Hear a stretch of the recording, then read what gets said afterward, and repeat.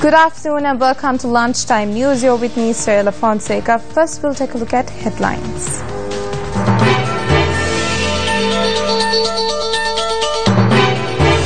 Weapons stolen from the armory of the Waskamwa Wildlife Department.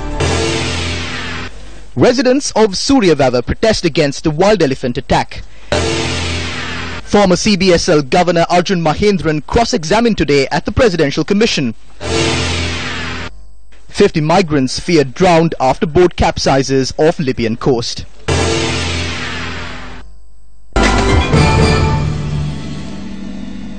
In local news now, one person was killed in a wild elephant attack in Siripura, Arnaganvilla early this morning. In another wild elephant-related story, residents of Suryavava are protesting the death of a woman who was attacked by a wild elephant. According to our correspondent, the protesters have blocked the Adisiya road, hampering vehicular traffic.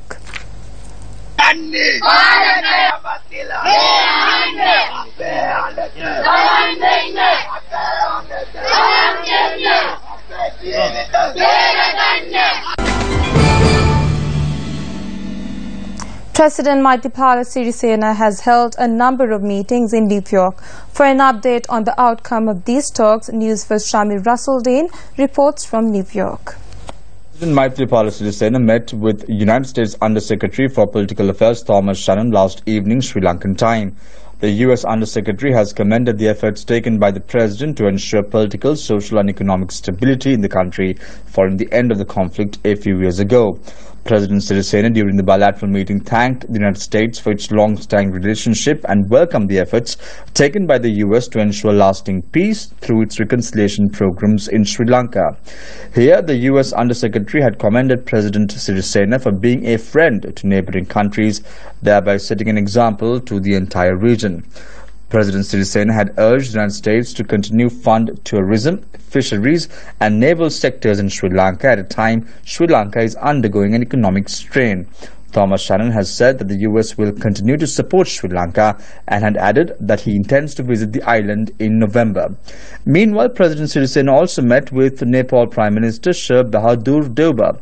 The Nepal Prime Minister had assured that Nepal would continue to support Sri Lanka, the UNHRC in Geneva, and added that the country's support in future as well. The bilateral meeting focused on strengthening relations between the two nations in the sphere of economic, religious and cultural affairs at a time diplomatic relations between both nations mark 60 years this year. The Nepal Prime Minister also commended the commitment undertaken by the Sri Lankan head of state in the SAARC region to strengthen relations. Meanwhile, President Maithripala Sirisena is due to meet UN High Commissioner for Human Rights Zaid Rad Al Hussein today at the UN headquarters. And then he would attend a dinner hosted by Dr. Rohan Pereira, permanent representative of Sri Lanka to the United Nations.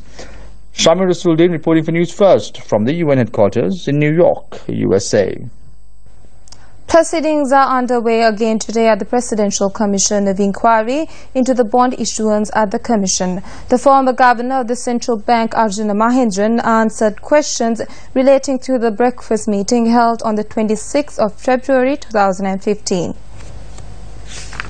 Mahendran said the meeting was attended by then Finance Minister Ravi Karunanayake, Minister Kabir Hashim and then advisor to the Prime Minister Malik Samaravikrama. He confirmed that matters of a 75 billion rupees urgent funding requirement for road development projects was discussed. Mahendran said he obtained a letter from Ravi Karunanayake in June 2016 to prove to COPE that there was such a requirement. However, he said he was not given an opportunity to speak freely in COPE, therefore he did not produce the letter at that time. A full report of today's proceedings will be on our primetime news at 9 tonight.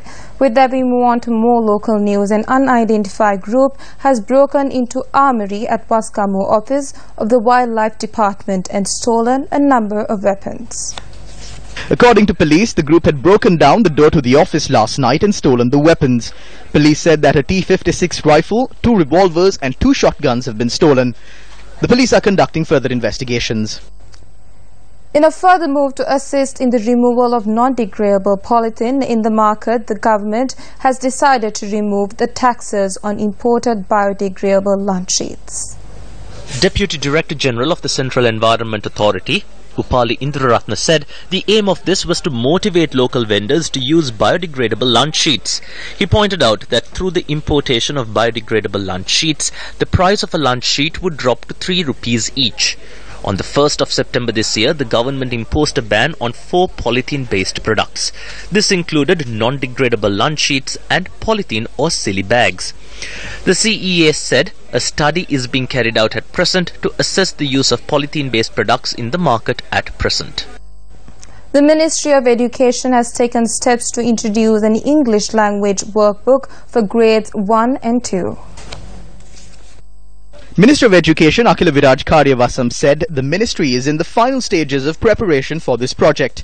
Thereby, workbooks on the English language will be provided to the students of grade 1 and 2 from January next year. The foundation stone was laid yesterday to construct houses for 12 families who lost their homes as a result of landslide in Moravaka.